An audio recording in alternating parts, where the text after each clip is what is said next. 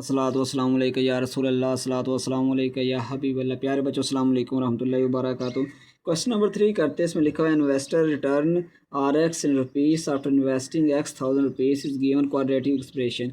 अब इन्वेस्टर क्या होता है? जो पैसे खर्च करता है किसी बिजनेस के अंदर, तो वो 1000 रुपीज़ खर्च करता है, उसे आर एक्स रिटर्न होता है। और आगे ये लिखता है कि आर एक्स को आपने फैक्टराइज करना है और वो वाली फाइंड द इन्वेस्टमेंट, वो वाली इन्वेस्टमेंट फाइंड करें जिसके अंदर जो रिटर्न है वो कितना आ जाए, ज़ीरो आ जाए।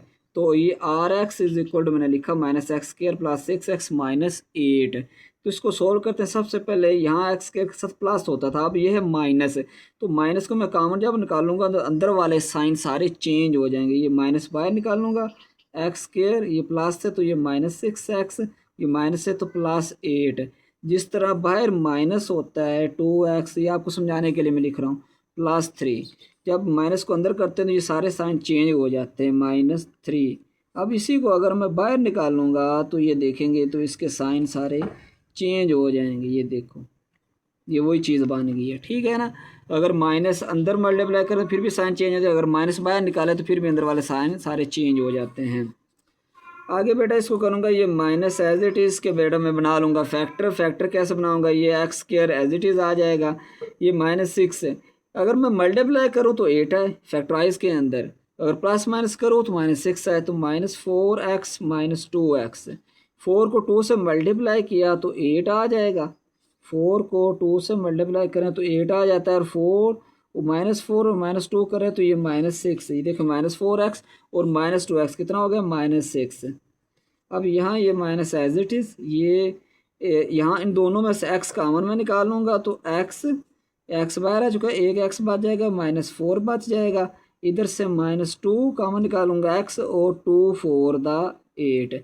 अब ये देखो माइनस माइनस ये +8।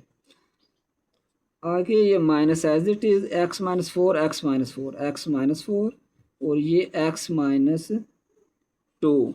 अब ऊपर क्वेश्चन में लिखा हुआ है कि हमारे पास जो रिज़ल्ट है इन ज़ीरो रिटर्न, ठीक है ना, ये हमारे पास ये वाला रिटर्न है वो क्या है, ज़ीरो। तो मैं लिखूँगा R X is equal to zero, और आर एक्स मैंने ये निकाला है, ठीक है। मैं लिखूँगा R X is equal to zero, और आर एक्स बेटा मैंने ये निकाला है, तो आर एक्स की जगह -x minus 4x minus 2 is equal to zero. अब -x minus 4 is equal to zero लिखूँगा, और x -2 इज़ इक्वल टू मैं ज़ीरो लिखूँगा।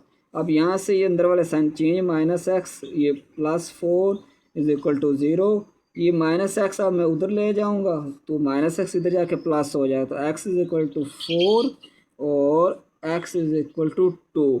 तो फाइनल हमारे पास ये दो आंसर आ गए, एक 4 और दूसरा क्या है 2 एंड 4।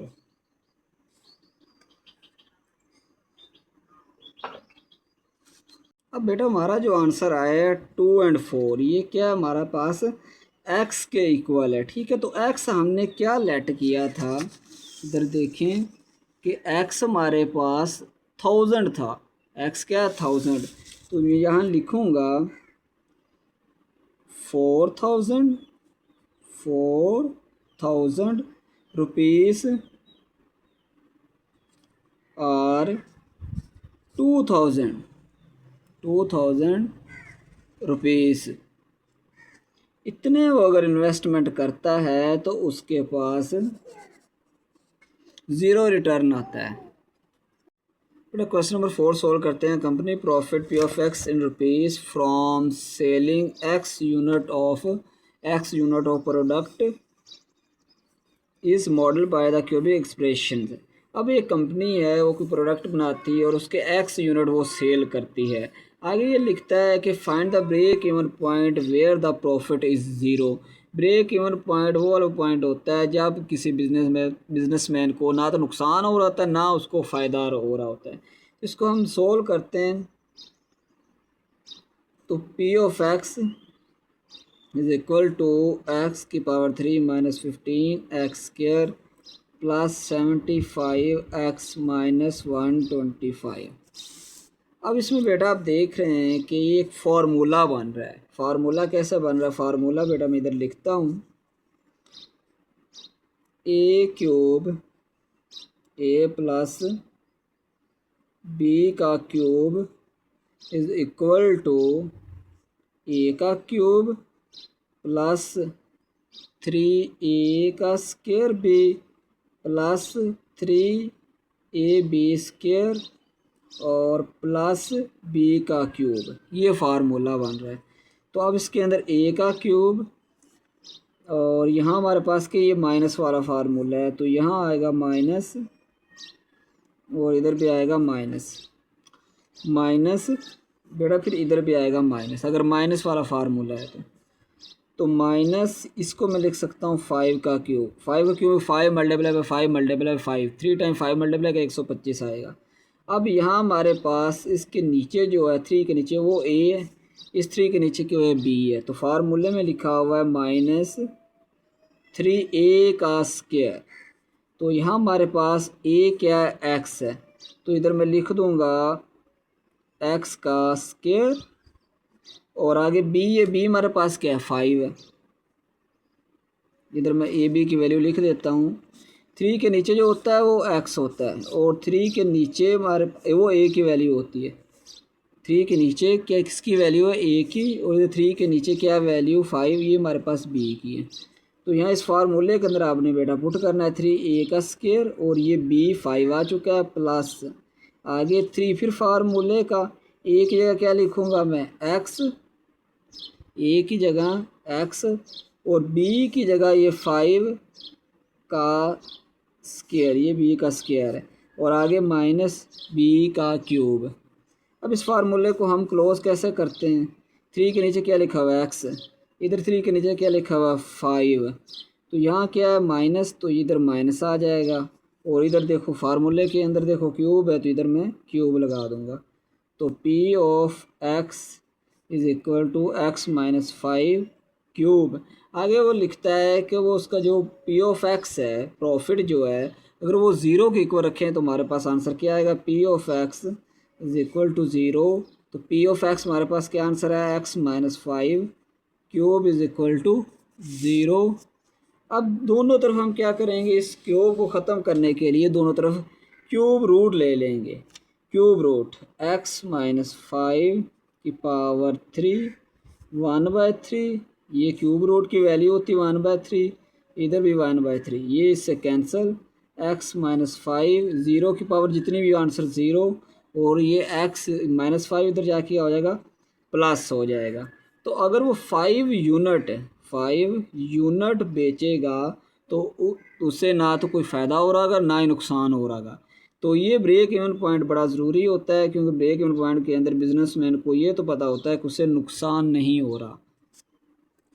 क्वेश्चन नंबर 5 करते हैं। क्वेश्चन नंबर 5 में लिखा हुआ potential energy Vx in electric field varies as a cube function of distance x given by. तो पोटेंशियल एनर्जी किसी इलेक्ट्रिक फील्ड के अंदर इतनी है, डिटरमिन वेयर पोटेंशियल एनर्जी 0, और हमने वो वाला पॉइंट फाइंड करना है जहाँ पोटेंशियल एनर्जी 0 हो जाए। तो बेटा इसको सोल्व करते हैं।